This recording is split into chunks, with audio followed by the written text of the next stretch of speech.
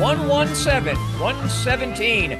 Boxing's biggest names, boxing's biggest stories, boxing's biggest fights, greatest memories and moments. We cover and dissect it all. And we do it with boxing writer, author, CompuBox counter, and historian Lee Groves. He's going to need all of those hats on today's program for sure. How you doing, Lee? Doing well. You? Good. Just a lot to cover, a lot to get to. Two of our favorite guests will join us. Tommy Yankello from the World Class Boxing Gym and former two-time 140-pound champion Regis Prograis. Both will be here to break down and make predictions as to Saturday night's WBC 140-pound title on the line as Devin Haney defends it against Ryan Garcia. We'll get to all of that. Also, in keeping with our historical stuff that we love to do, we're going to start a new old thing here today, fantasy fights. Makes me think back to when I used to do this with Hank Kaplan, the great historian, the late, great Hank Kaplan, Hall of Famer we used to do it on my radio show back in the day. Well, now we've got what I call and who I call Young Hank. And we're going to have a fantasy fight. This will be our first one, and it'll be a great one. It pits Julio, Cesar, Chavez versus the Hawk, Aaron Pryor, in keeping with everything at $140, two of the great fighters of all time at that weight class. All right, let's get to, before we do anything, let's get to reviews and previews and whatever you got for us. Fire away. All right. Last week we previewed three notable fights on the April 13th DAZN card that emanated from Manchester, England. The undercard included two women's world title fights, and in both of them, the home country favorites won.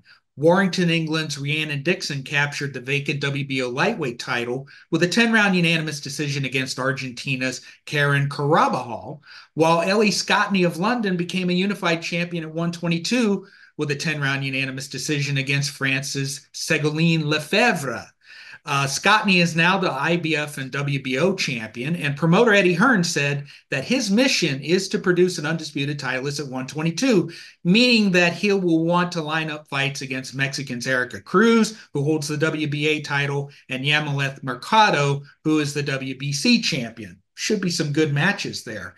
And the main event saw Manchester's own Zelfa Barrett score a 10th round TKO against Jordan Gill, thanks to a pair of body shots. Entering the 10th, Barrett was up 88-84 on one card and 86-85 on the other two, so the result was still up in the air. And then the ESPN card later that night began with Robson Conceição scoring a 7th round TKO against Jose Guardado, and then saw Efe Ajagba record his decision against Guido Vianello. Vianello started strong, he finished strong, but Ajagba's dominance in the middle rounds appeared to be the difference. Now, Smitty, I scored the fight 95-95. How did you see it, and what did you think of Ajagba's performance? Yeah, I told you I didn't score it, but Efe, he's all right. He's not special. I actually see some regression in him, if anything, from what he started out to be and what I thought he was going to be. I think he's one of those guys, he'll do real well until he gets to the highest crest, which is, guys in their 50s now, it seems like, in the heavyweight division. And then he might have his issues. Really, his big problem is no upper body movement, no head movement, no versatility. So that's what I thought. Not a great report card. But I thought, if anything, it was a draw, or maybe if I lean towards anybody, I would lean towards Efe. Yep. And now we move to the main event, where Jared Anderson moved his record to 17-0 with 15 knockouts, thanks to a 10-round unanimous decision against Riyad Murhi, a former secondary titleist at cruiserweight. The story entering the fight was Anderson and how he would perform despite having a scheduled court appearance 2 days after the fight. But after the bout, the story was Murhi's lack of performance. Here's a CompuBox stat that illustrates that. Murhi threw just 144 punches in the entire fight, which is the third fewest ever recorded in a 10-round fight tracked by Comp 39-year history. Anderson, on the other hand, more than quadrupled that total by firing 662 punches, but he landed just 49 power shots compared to Murphy's 18. Now, Smitty, I have to be honest. I had a hard time keeping my eyes open watching this thing. And the only thing keeping me awake was the loud boos coming from the crowd. Were you able to stay alert the whole time? Yeah, my tweet was this is about as exciting as watching paint dry. So it was bad, but on this one, and we can talk about Anderson and his other issues at another time, but it was not his fault. When you have a very experienced guy built, like that, low to the ground, a former, I think he was a cruiserweight champion. If he's Yeah. not cooperating, there's not much Anderson couldn't do. But it made for a horrible fight. It really did. And what also, what do you make of Anderson's comments before the fight about his reluctance to be a role model and to Yeah, embrace the yeah, he's spotlight? he's lost in space, and I don't have a good feeling about his outcome. He's young, he's talented in the ring, but it's a different episode of this show. I think he's got issues, but that's just my blink. I hope I'm wrong because he does have a lot of talent inside the ring and a lot of room for growth and improvement. Very much so. Now we move on to the previews and the undercard of the big fight that we're going to be previewing. The show will begin with the return of undefeated 154-pounder Charles Conwell, who will be fighting for the first time in nearly 17 months against Nathaniel Gallimore in a scheduled 10-rounder. Now, despite his long layoff, Conwell is still rated first by the WBC, so should he win, as I predict he will, he'll still be one of Sebastian Fundura's mandatory challengers. Next up is a 12-rounder for the WBA's interim 115-pound title between number one challenger John Scrappy Ramirez and the fifth-ranked Costa Rican David Jimenez. Ramirez earned this fight by winning a title eliminator against Ronald Batista last October. Jimenez has won 3 in a row since losing on points to then WBA flyweight champion Artem Dalakian. My prediction is Ramirez winning on points. After that, super middleweight Bektamir Melikuziev, who's rated 5th by the WBA, 7th by the WBO, and 13th by the WBC, he will face undefeated Frenchman Pierre de Baume in a scheduled 10-rounder. Melikuziev is arguably the most destructive body puncher in boxing, and I think he'll show why on Saturday. And finally, undefeated 140-pound contender Arnold Barboza Jr. will fight Irish southpaw Sean McComb in a scheduled 10-rounder. Now, this is the lineup as we tape on Tuesday because Barboza is the standby opponent should Haney or Garcia be unable to compete for whatever reason. That's still up in the air as we're recording. McComb is an interesting story. He is nicknamed the public nuisance in the ring because of his slick southpaw style, but he also proved to be a public nuisance when he competed in the Commonwealth Games in Australia. He was involved in an altercation with some bouncers at a local bar 2 days after he was eliminated from the tournament. And as a result, he was fined the equivalent of 580 US dollars. He was removed from the athlete's village, and he was banned from the area's nightclub districts for the remainder of the games. His style might trouble Barboza for a while, but I see him winning on points in the end. All right. So there's the undercard for what we're going to talk about and dissect. Haney versus Garcia. Up first from the world-class boxing gym, Tommy Yankello, followed by Regis Prograis. Rougarou will be here as well. We'll do that after you see this. I got two options. Option one, I can accept defeat. Option two, I can get up. I can get tougher. I can get faster. I can get stronger. And then I go get mine.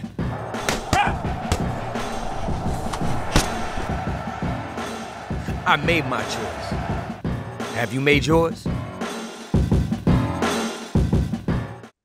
Back in this corner of the podcast, 117, and we are joined by, it looks like everybody got the damn memo that Tommy sent out early this morning for all of us to be in sequence with the world-class boxing gym.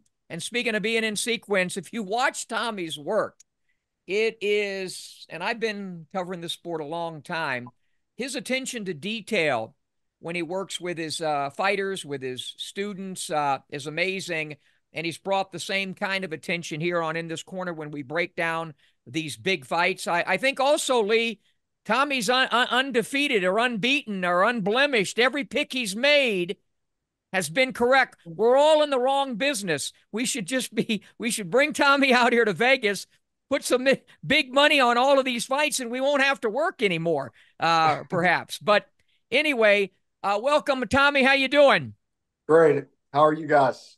Good, good. And there's an extra element that we did. I think Lee had come up with the idea. Have Tommy, now do a video to help illustrate and break down keys to victory for these guys. So we've been able to do that for Haney and Garcia Saturday night from the Barclays. Tommy, if you will, just give us an idea of what we're going to see with your video. Then we'll go to the video and come back on the other side and get you to make your prediction on this fight. What are we going to look at here?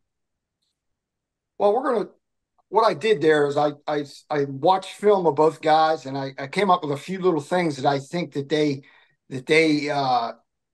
do that can be exploited. Some of the flaws, some of the things that I think each fighter can take advantage of, because I think that sometimes when you, like I said, when you watch multiple films and you see a guy do something multiple times, you see that it's a habit. So those are the kind of things habits are the kind of things that you can exploit, because no matter who he fights, he's done these things multiple times. So it's a muscle memory thing that you can try to capitalize. He's doing. All right. So we're going to look at habits, especially when they become a bad habit. Take a look. Today we're here to break down tonight's fight of Ryan Garcia against Devin the Dream Haney, and I got my amateur boxer Nico to help me demonstrate. We're going to talk about what I see the flaws of each fighter and how they can exploit them and take advantage of the other's flaws. And what I see in Ryan Garcia that he does is that, he keeps his right hand on the right side of his face a lot, okay? And he stands a little bit more straight up than Devin Haney does. And, Haney has a nice little hip hinge, and Devin Haney will keep his right hand right in the middle like the old school boxers right here, where Ryan keeps his right hand on the right side of his face. So Ryan's going to be open for a lot of jabs up the middle, and Devin has a great jab. So that's something there that I think he's going to be able to land his jab on Ryan and be able to dictate the fight by really executing his jab down the middle. Ryan's got an opening there, and he will exploit that, okay? The other thing that Ryan does is Ryan has his chin sometimes very high, and he pulls away from punches straight back. And Devin, what he needs to do to really exploit that is like what Luke Campbell did. He was a southpaw, but he went and jabbed. He jabbed as a southpaw to Ryan's body, and Ryan pulls away even from body shots, and he caught him with an overhand left in that fight.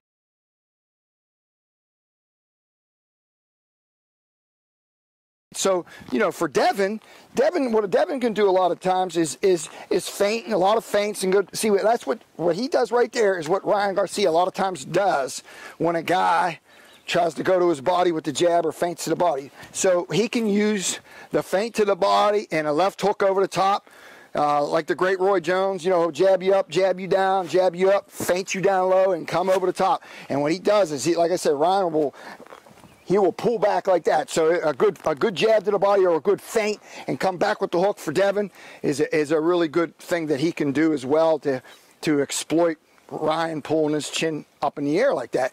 The other thing, of course, he does it, and he can just come over the top with his right hand. Okay, so that's something. Those are the things right there that Devin should exploit right there, is the flaw of Ryan Garcia lifting his chin. A lot of times when the guys go low and they change levels on him, he doesn't go down low to block the shots, and doesn't, like I always talk about, turtle down to block shots. He goes and puts his hands and tries to pull away. Okay, so being that he tries to pull away, those shots are going to be open, the right hand and the left hook.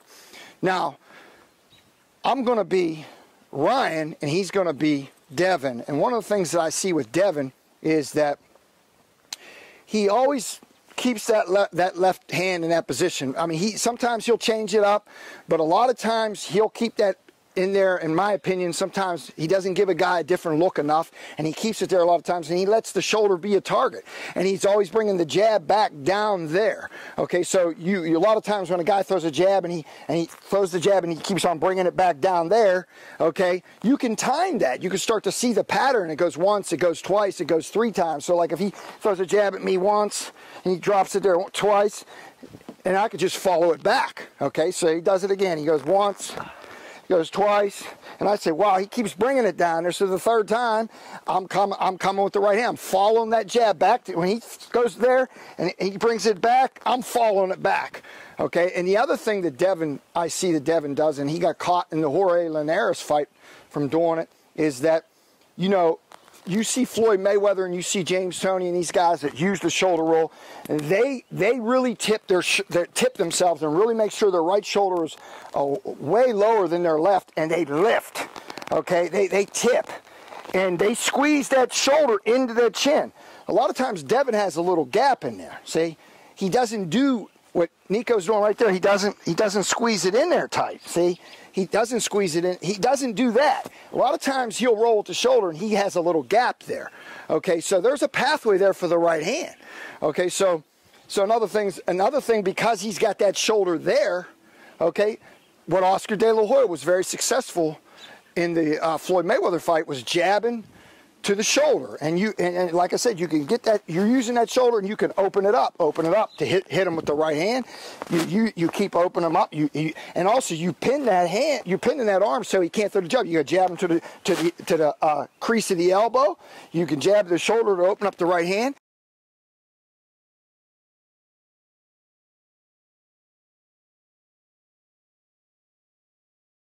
And then another thing that Devin does is when he slips a jab, a lot of times he slips a jab and he kind of tips that way, okay? And then when a guy throws a right hand, what he does a lot of times is he smothers in on the right hand, which is a very nice move, but what happens is he always leaves a gap there. So even when we watched in the Linares fight, that when he slipped a jab and he'd come in and smother on Linares, he keeps that gap, and Linares started hitting him with little short shots over the top and coming through the gap, you know, it's causing him a lot of problems. So being that he does that and leaves that little gap, okay, maybe you don't throw the jab. Maybe you start feigning the jab and he makes that little move and you throw the right hand and try to get into that gap because he doesn't tighten his shoulder. A lot of times, like I said, he'll do that move like that. Instead of being here, he goes here. He doesn't go here tight. He won't go here real tight. He'll go this way. He goes this way. So when he goes this way, there's the right hand right down the middle, okay? And then the other thing a lot of times what he'll do is like I said, and he's in that position right there. Ryan loves to throw the left hook is his punch, right? So a lot of times what he could try to do is maybe feint that. Sometimes if you throw the right hand and he rolls the right hand, he's coming back with a right hand, right? So that's it. So he throws the right hand, he's coming back with a right hand. But if he the right hand and throws the hook, okay, he can land it around the guard. Devin holds his hand in this position real well. Okay, and he's closer, which makes him closer to his target with his right hand, but what's exposed sometimes is the left hook, but because he stands such at an angle, it's a further distance to travel. So he's able to always catch it back here. So like if you throw a right hand and then he's got the hand there, then the guy throws a hook, he's able to catch it. He's able to catch it there. See? So in other words, I throw a full right hand and I throw a hook, he's able to catch it. But if he got his hand in the middle there and you feint it, then you could come around and catch him on that side and throw the hook. It's got a further distance to travel, so it's hard. So that's one thing that he can do. And he also can feint the right. He could feint the right hand and take a side step here and try to throw it up the middle. Especially if Devin. A lot of times, what happened, and this happened in the Julio Diaz fight when he fought Juan Valenzuela a long time ago. What Valenzuela did is he feinted the right hand, and then when he went this angle like this, he turned him, and that's right, he turned like that. He turned like that to block the hook, but he was still able to throw the hook right up the middle like that.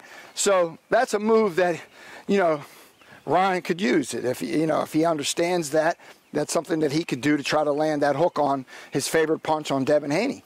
So those are the things right there that I see that each fighter can exploit.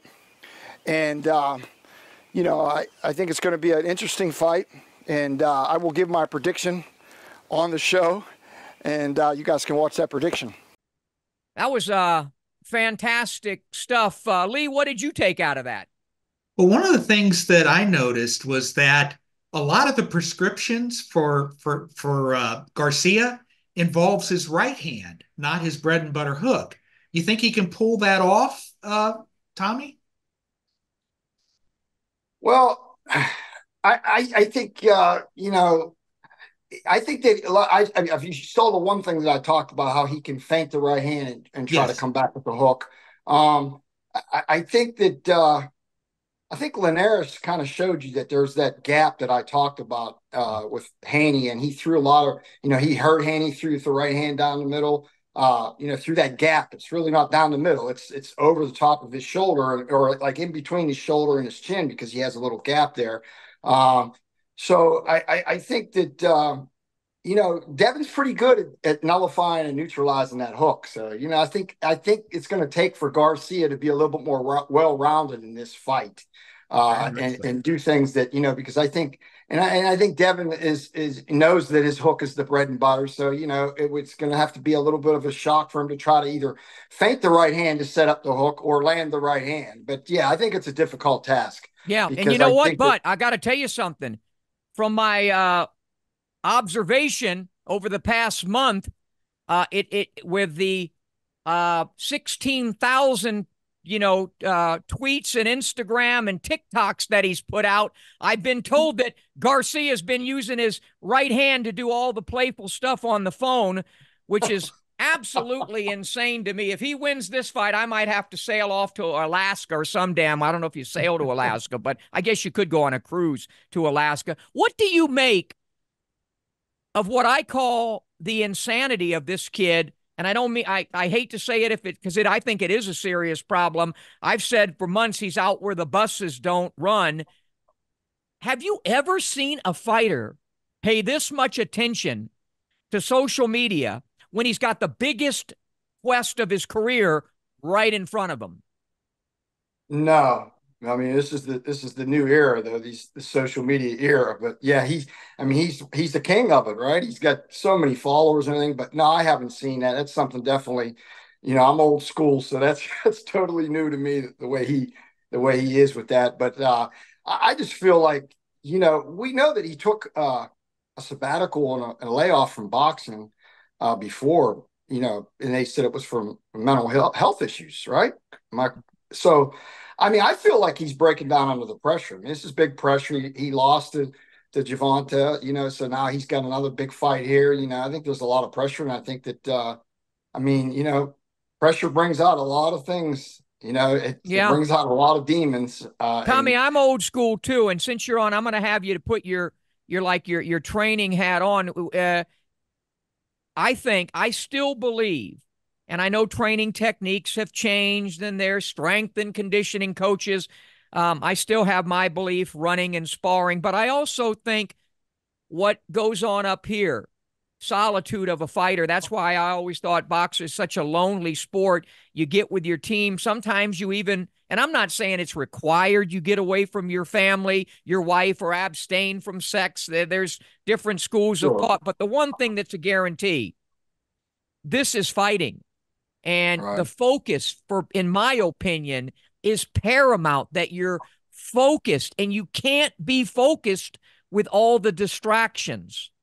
100%. 100%. However you want to look at it, like you said, but I'm from the school of, like I said, everybody, you got to adjust. Each athlete's a little bit different, but I love the way Marvin Hagler was. He would say he was going to jail, and he would isolate himself like Rocky Marciano. And it doesn't have to be to that extremes, but the focus and the concentration on the fight and the game plan and those kind of things, they gotta, really gotta be focused and in tune to what you're trying to accomplish. And I think that's Devin. Devin is definitely a dedicated, disciplined kid, and I think that that's going to be a big factor as well. I was asked about Devin. He's 25 years of age now. I think they're both the same age. And I was asked, I just got caught off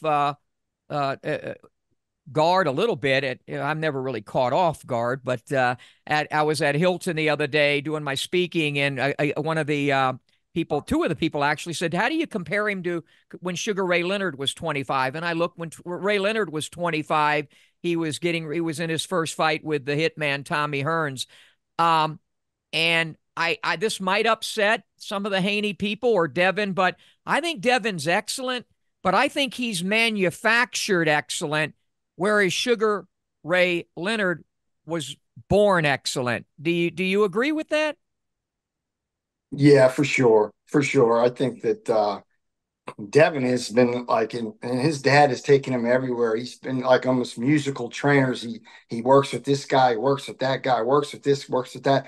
And they're trying to, always, like sometimes too much information is not good. You know what I mean? Too much is not good. So they're getting so much different information, and sometimes you can't even blend it all together. And I think Sugar Ray Leonard was, he had extended amateur background, and he was just, he was just a beautiful fighter, old school guy. I mean, I thought he had old school fundamentals, and I think like what you're saying is definitely right. This guy has been like, he's like, they go to certain trainers to like, it's like they think it's like fixing a TV. They're going to get fixed with this, then they're going to go over to this TV shop, and this guy's going to fix this part, and this guy's going to fix that part.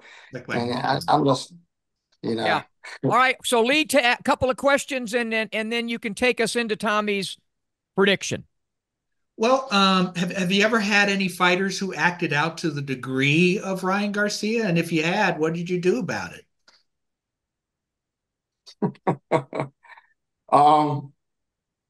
I have had that. I have had that, not to the extent of Ryan, because he's on all over the social media and he's very popular, so it's a lot more widespread. But yeah, I have had that, and it's difficult. I've actually pulled a fighter out of the fight before because of that, and that was the one time that I had that is what I did. And then it's a difficult situation. But when there's been question about him being pulled out of this fight. I've heard a lot of people have said I've questioned it.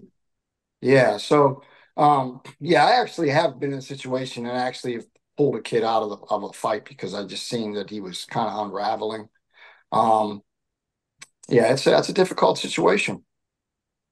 It really to is. make the right choice, you know what I mean? Because I mean, there's I mean, this is what they do for a living. It's big money on the line. I mean, sometimes as a trainer, you're between a rock and a hard place, because it's your paycheck as well. But you have to look out for the welfare of the fighter first, and there's always another day. Hopefully, there's always another day, But yeah, I mean, that was, like I said, sometimes you just gotta, really forget about the fight, and you got to think about the person. I mean, that's what you need to do all the time. But I mean, it's a tough situation because sometimes you don't know. Sometimes you'd be amazed. Like I have had a situation like that where, and then the fighter, I had a couple situations like that, and the fighter refused to let me pull him out and talked me into working the corner, and I let him work the corner. And the night of the fight, he woke up like it was like, what was that all about all the way through camp? Because you really thought he was unraveling, but he came through with shining colors. So then that makes it, even if it would happen to me again, being that I've had those two situations, you just don't know what the right call is a lot of times. That is a very difficult situation. Very difficult situation. Very difficult. Now, well, who do you think is going to win this fight? Well, I'll tell you, I think just to go to a little bit of the keys that I could say, and Ryan's could possibly be in his favor is that he has some muscle memory of fighting Devin Haney. They're familiar with each other. Six times I think they fought. Right. And it's three apiece from what I understand, 3 apiece. So that can relieve a little bit of the unknown and a little bit of the anxiety and make him a little bit more comfortable in the fight.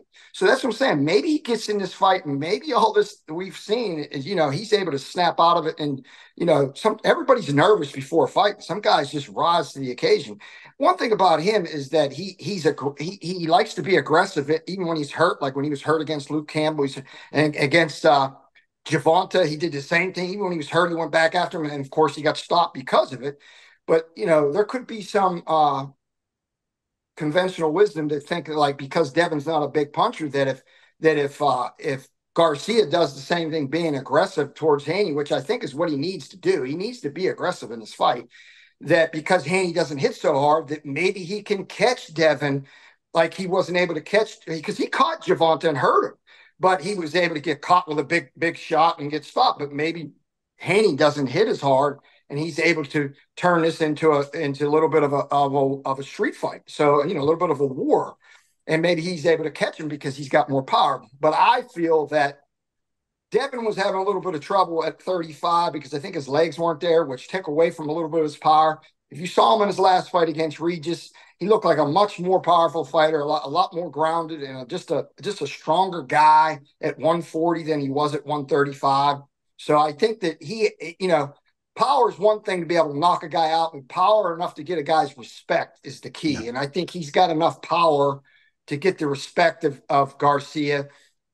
You know, just because you're not knocking people out doesn't mean that someone can just walk through you. So I feel that he's got enough power to get the respect of Garcia, and I think that he's got a great jab, and I think Garcia is going to be open, and he'll be able to dictate the fight with that jab. And I just think that you know, he'll be able to make adjustments and neutralize on the things that Garcia is going to try to do. And I think that I like Devin in the fight.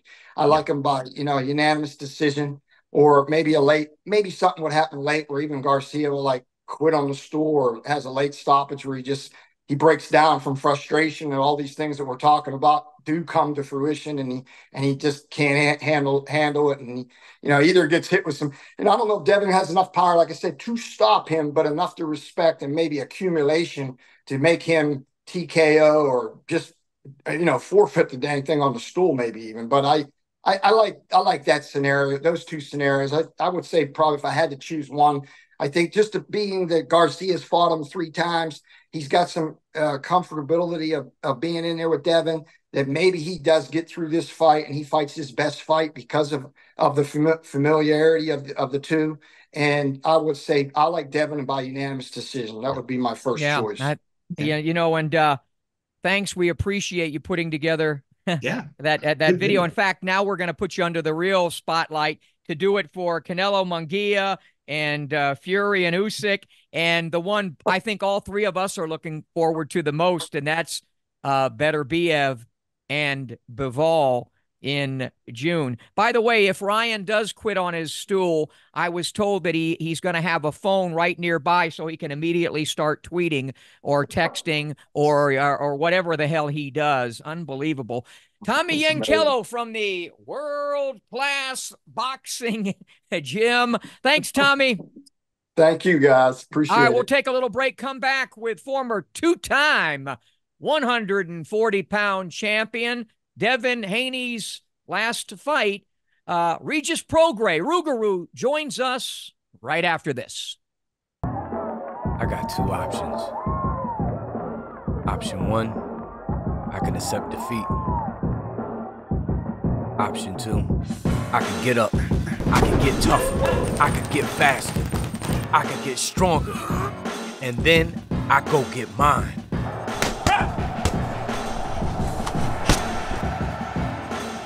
I made my choice.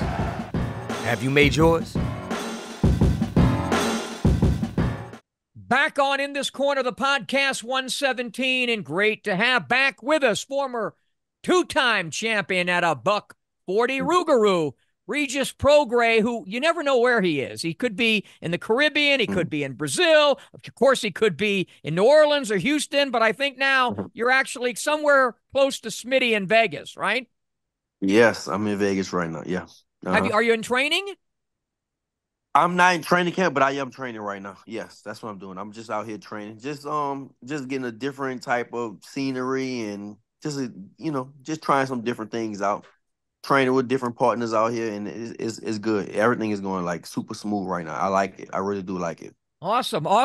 Lee has prepared some stuff for you, so I'll toss to him.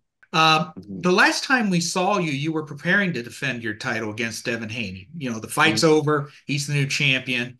What does the next chapter of Regis Prograis' boxing life look like? Oh, be a champion again.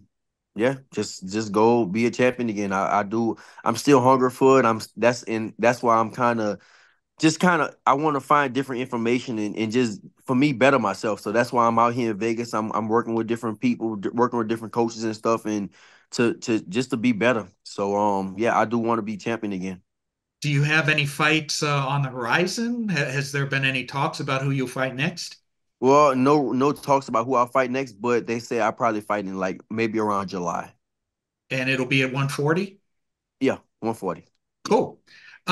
You engaged with a in a war of words with Haney. Hmm. You're a world-class trash talker. Hmm. How would you rate Haney's trash talking game? I don't know. I think Haney's more he's more like responsive. I think he's not really good at like just coming off the bat trash talking. I think he's, if you say something to him, then he'll say something back. It's Bill the one you got to watch out for the trash talking. Yeah, yeah, Mm. Father, awesome. father knows best. You mentioned Lee. You mentioned and you asked Regis about trash talking. I don't know what to make of what I've seen with Ryan Garcia and all my years covering the sport, all the way back to being a kid with Ali and watching what went on and all the different things Mhm. throughout the years with the great fighters. I've never seen anything like what is going on with Ryan Garcia. I have said repeatedly, I think he's out there where the buses don't ride. I think something's wrong with him.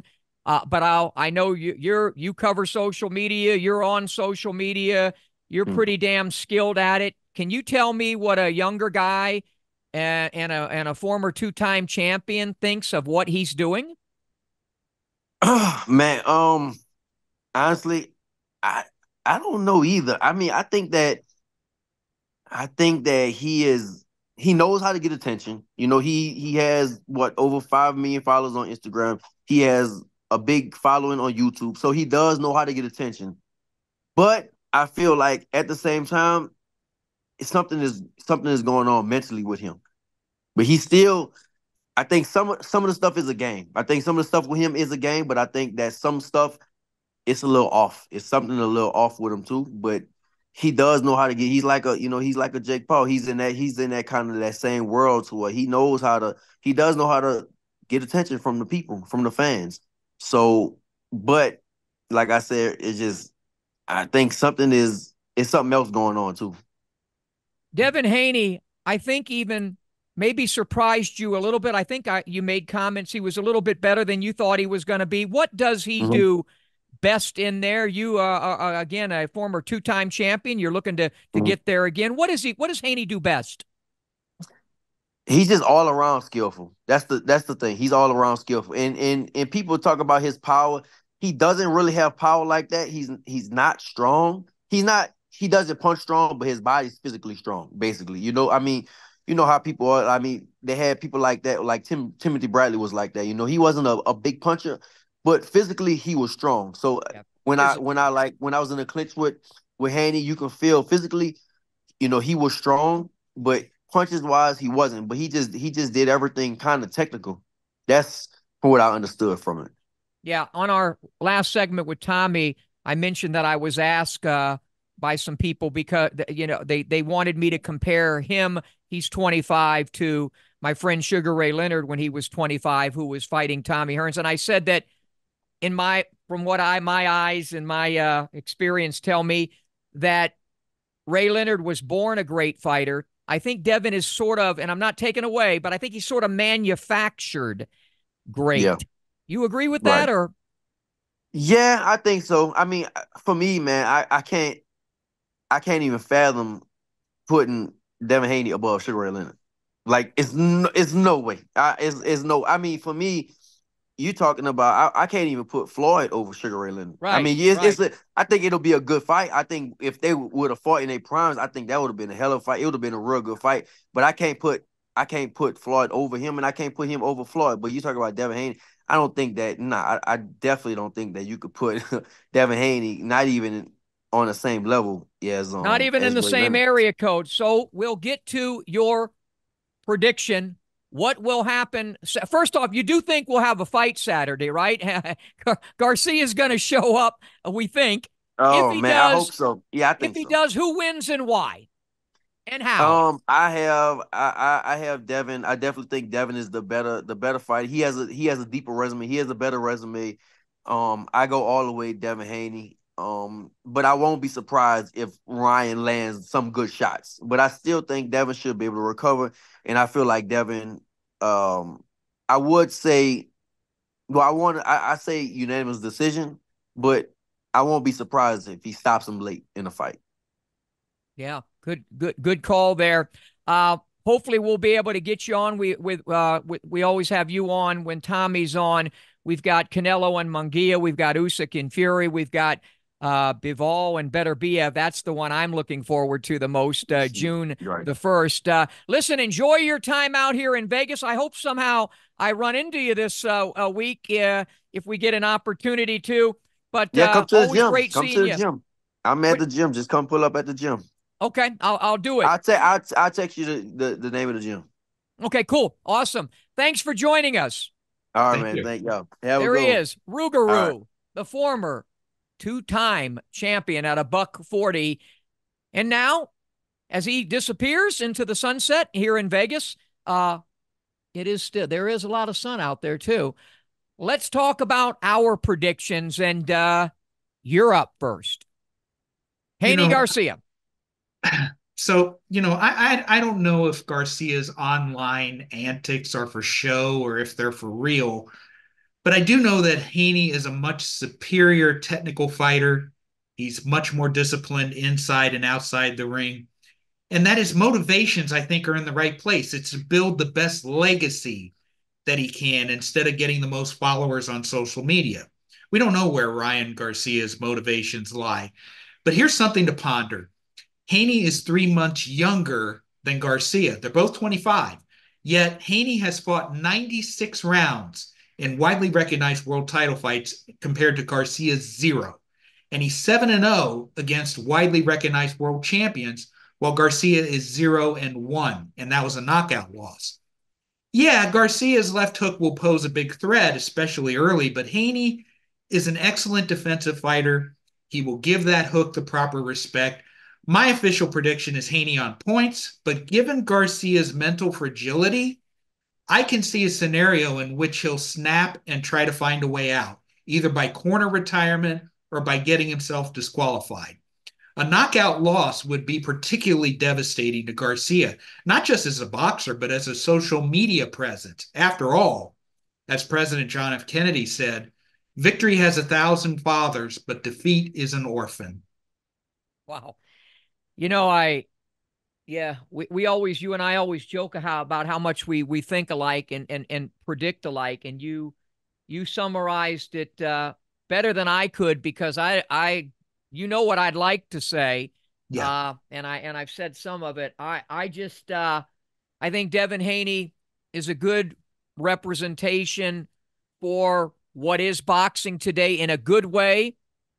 And I think Ryan Garcia represents everything that is bad in boxing these days. And I don't wish anything against him. I hope he actually does get some help. But, he's a wealthy young man, made a lot more money already than so many of these greats that are in pictures around me right now, and doesn't deserve it as a fighter. I think Haney wins. And it's funny because I think had Ryan Garcia done all the right things in preparation for this fight, I still would probably have Haney win in a decision. But there could be vulnerability in Devin for the things that Tommy mentioned, you mentioned, we've talked about before.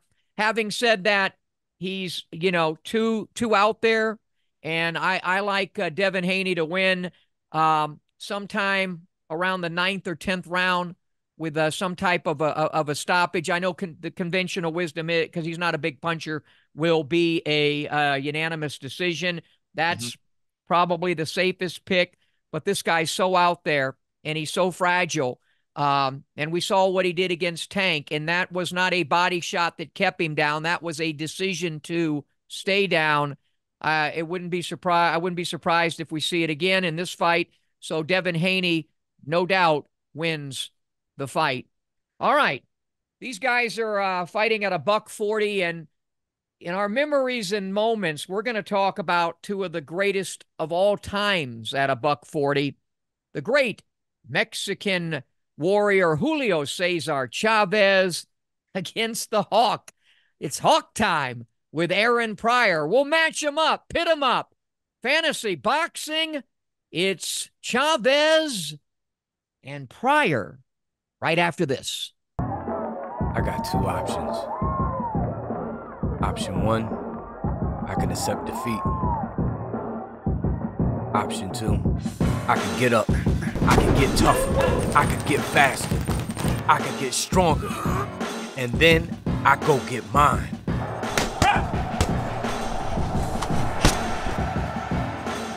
I made my choice. Have you made yours? Back in this corner of the podcast, 117, memories and moments with a new little twist, a new little spin, fantasy boxing with two of the all-time greats, Chavez and Aaron Pryor. Lee? You know, there are three different reasons why we're doing this fight. The first one is this entire show has been devoted to a 140-pound world title fight between Devin Haney and Ryan Garcia. So why not break down a fight between two of the greatest 140-pound champions who have ever lived in Julio Cesar Chavez and Aaron Pryor? The second reason is that we think that this not only will be a high contact fight, it will also be a high end bout in terms of skill and technique. And finally, it's the kind of fight where there's no real wrong answer here. You can come up with several reasons why Pryor would win, and there are several reasons why Chavez would win. So let's get to it. Smitty, through your eyes, through your analysis, through your years of experience, how do you size up this fight, and how do you think it'll go? I'll give it to you after you do yours, because yours might, this is so razor close. Maybe some of those numbers will change my thinking. I doubt it, but you go ahead and set this up, because you put some, I've kind of cheated and looked at some of your stuff. It's pretty awesome. All right. Well, first, the two men stack up well physically. At 5'7.5", Chavez is 1.5 inches taller, at least according to BoxRec. But at 69 inches, Pryor has a 2.5-inch longer reach. I believe the reach will play a bigger role than the height, because it would behoove Pryor to box Chavez and not slug with him, at least until the right time. At 140, Chavez was a technically sound brawler. Yes, he came forward, but he had good upper body movement. He slipped punches well. He was also a tremendously dedicated body puncher and an incredibly accurate hitter. These traits can be seen in the CompuBox numbers. I took 12 of his CompuBox track fights between his title-winning fight against Roger Mayweather and his May 1993 fight against Terrence Ali. That's when he was at his best. In those fights, Chavez landed 45% of his total punches, 31% of his jabs, and 49% of his power shots. Those are way above the division averages of 28, 18, and 36, respectively. And body punches made up 37.3% of his total connects, which is well above the CompuBox average of 31.9. His defensive numbers were only slightly better than average, 27% overall, 17% jabs, 36% power, and that might hurt him against Pryor. Now, as for Pryor, Bert Sugar described him best when he said that he was a four-way capsule looking for three more directions to go. Pryor was a wild man in the ring, but there was always a method to his madness, and he showed against Arguello that he could be very disciplined when he needed to be. One major advantage that Pryor has over Chavez is that he was a very fast starter, while Chavez was a very slow starter. That may prevent Chavez from capitalizing on one of Pryor's major weaknesses, his habit of suffering early knockdowns, like he did against Cervantes, Duane Johnson, and Akio Kameda. Moreover, Pryor will have the faster hands, he'll have the quicker feet, and he'll have the hotter motor. While Chavez averaged 55 punches per round in his fights, Pryor averaged 88 in his 9 fights between his title-winning fight against Cervantes and his second fight with Alexis Arguello. And here's a surprising stat. While power shots made up 79% of Chavez's total output, Pryor's punch distribution was almost equally split between jabs and power shots. a 53-47 ratio in favor of power shots. That speaks well to his versatility. Also, Pryor had a really good jab. He landed almost 10 per round. And like Chavez, he was also precise on offense. He landed 33% of his total punches, 41% of his power shots. Like Chavez, though, Pryor's defensive numbers were right around the division averages. So I think Pryor and Chavez will be a high contact fight with a lot of skill.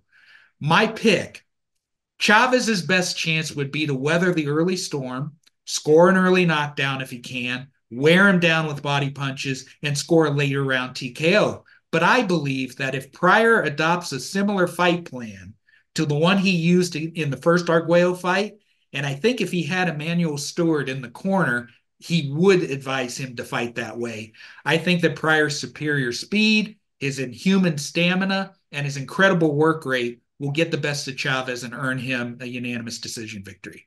Yeah, great stuff. I love both of these guys. I've spent time with Julio over the years. You're looking at a picture there of him and I, and that first one that's on top there is when I spent some time with him. I remember one time when I had him do a bumper for my show, a liner where all he had to say was, "This is Julio Cesar Chavez, and you're listening to Smitty's Sports Talk." He spent a half an hour, and he got it to, "This is Julio Cesar Chavez, and you're listening to Smitty's."